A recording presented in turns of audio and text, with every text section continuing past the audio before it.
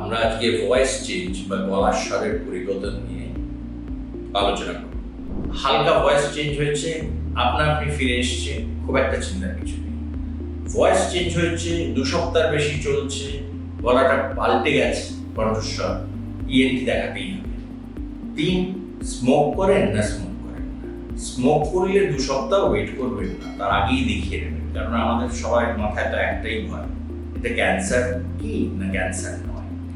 এছাড়া voice change নিয়ে কর্মসূত্রে যাদের প্রচুর কথা বলতে হয়, তাদের ভয়েস চেঞ্জের বিভিন্ন কারণ থাকে।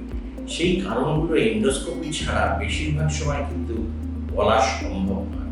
তাই জন্য for your peace of mind যাবেন একজন, go to your nearest, your closest ENT surgeon and get your throat check up. আর হাঁ করে মুখের মধ্যে দেখলে ভোকাল কর্ডটা দেখা যায় না। ভোকাল কর্ড না দেখা গেলে ভয়েস চেঞ্জের কারণটা আমরা কিন্তু বুঝতে পারি না। আপনি যদি এমনি সেরে গেল 2 দিনে, তাহলে অবশ্যই যাবেন না। কিন্তু তা না হলে 2 সপ্তাহ বেশি যদি থাকে, তাহলে অবশ্যই যাবেন। ধন্যবাদ।